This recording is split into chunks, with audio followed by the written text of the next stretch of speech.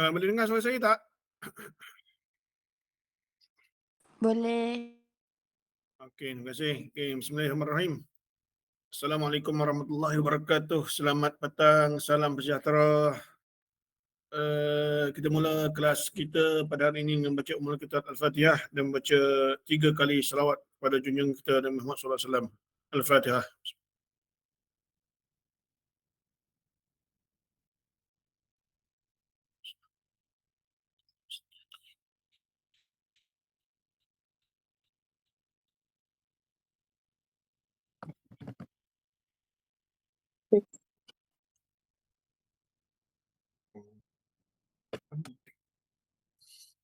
Allahumma salli ala Muhammad.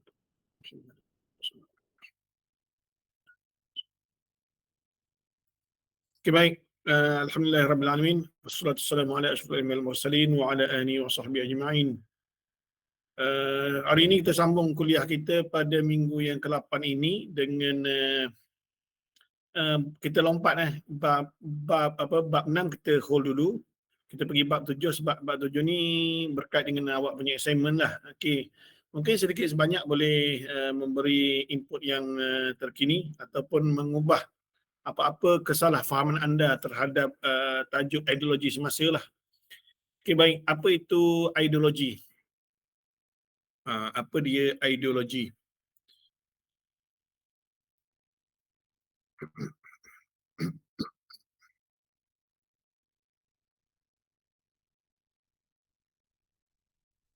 Okey, ideologi.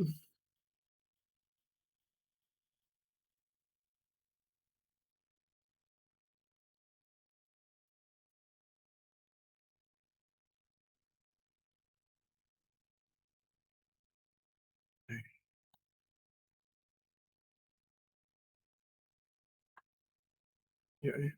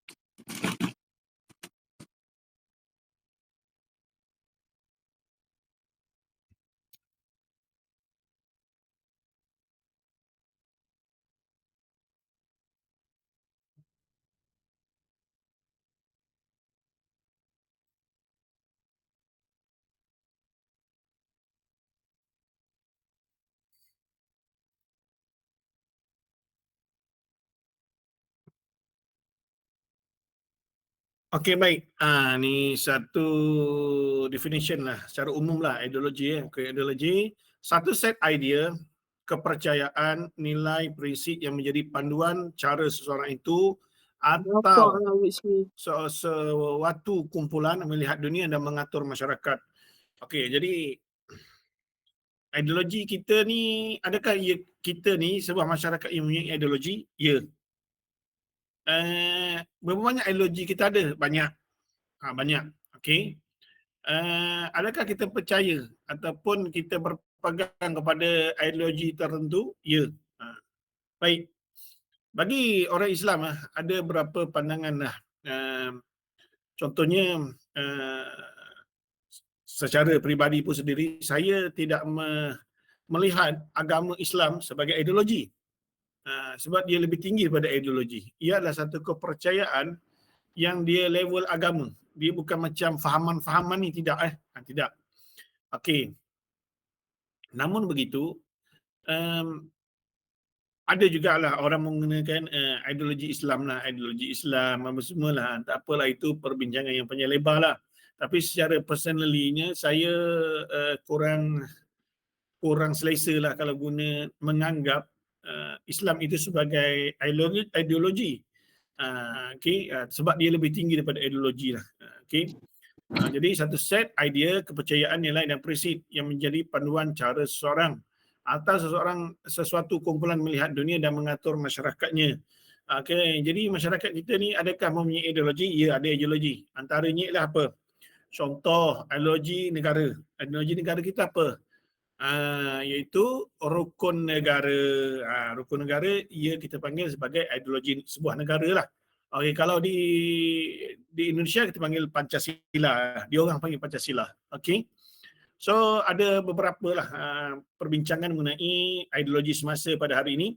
Okey, kita nak mengenal ideologi-ideologi ini sebab apa?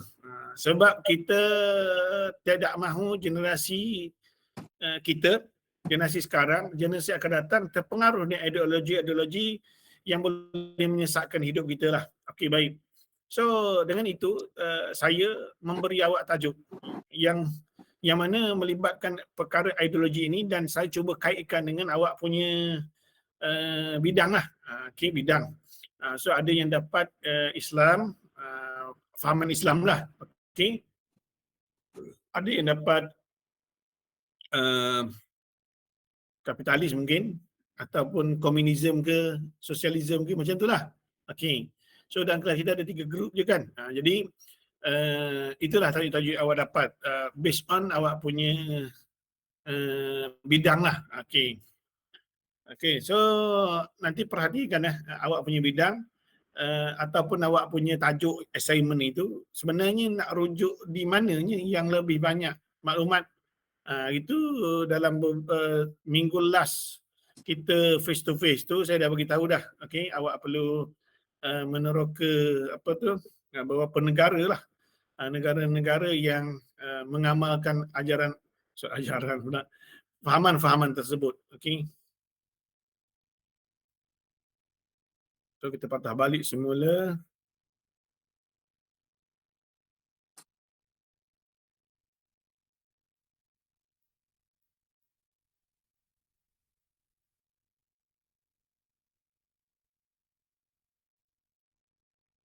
Okey, baik. So ini learning outcome. Okey.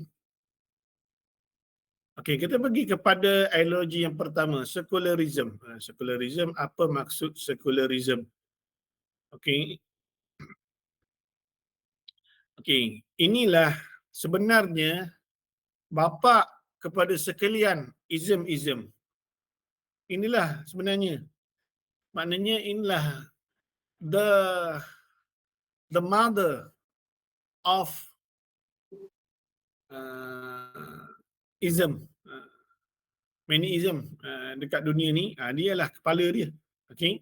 So melalui ism, secularism inilah lahir ism-ism lain. Okey. Dari sudut etimologi, perkataan ini berasal daripada Latin seculum yang bermaksud di sini atau kini. Okey. Secularism, the belief that religions should not be involved in the organization of the society. Which is education, sport, okay, politics, economics, okay.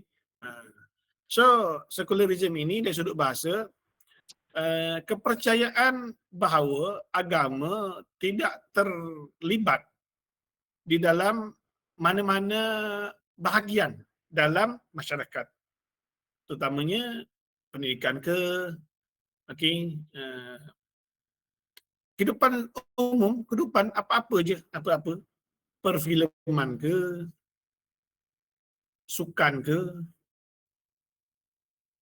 apa lagi, apa-apalah, apa-apa bidang kita, okey, apa-apa bidang ataupun aspek kehidupan kita, so agama terada, elemen agama tiada di situ. So adakah ia bercanggah dengan Islam? Sangat bercanggah. Sedangkan Islam mengajar kita hidup tidak terlepas daripada agama.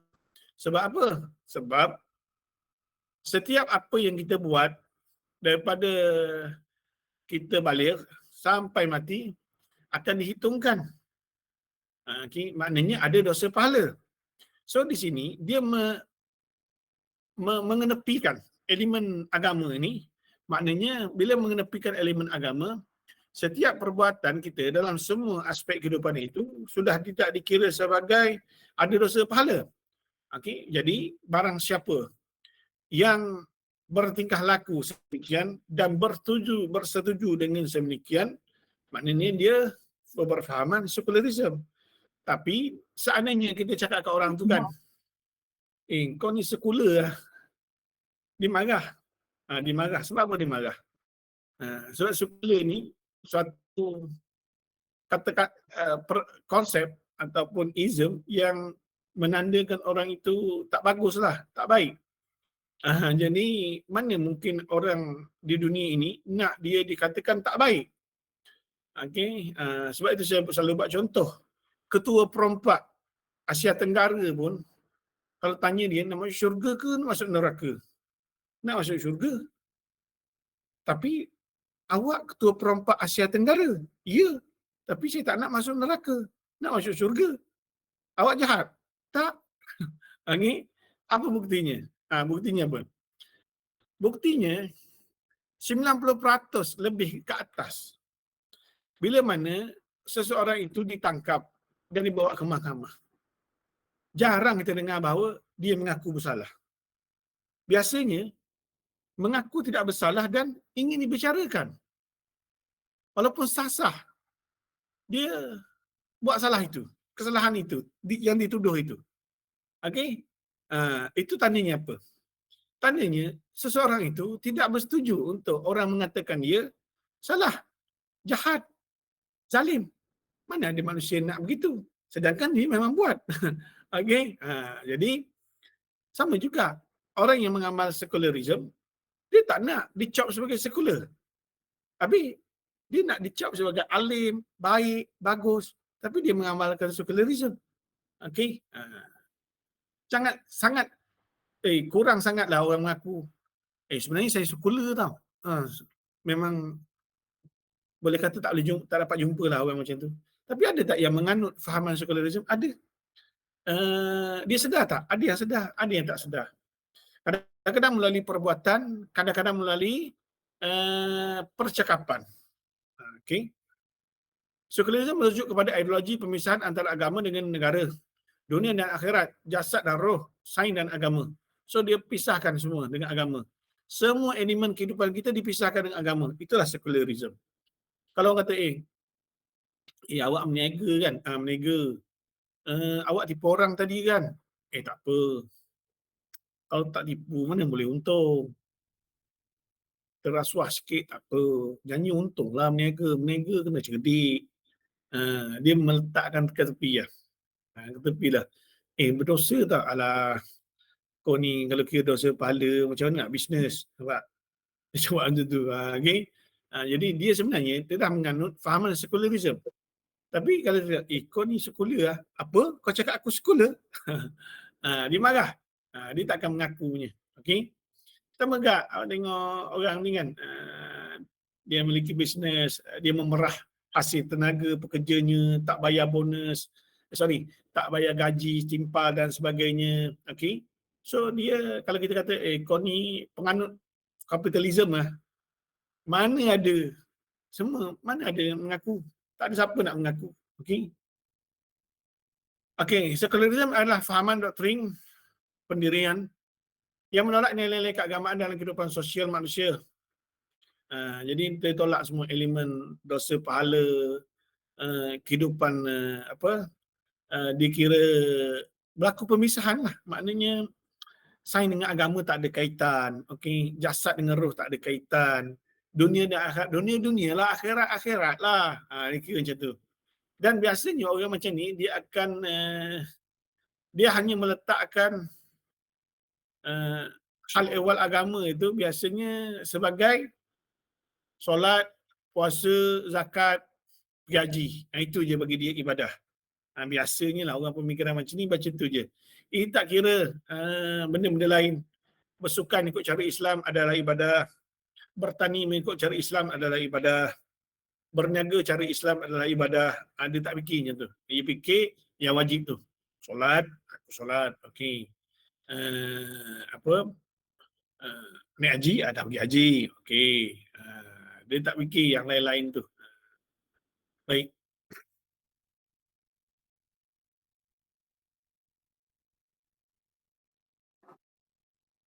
Sekejap. Saya nak tunjuk ni sekejap.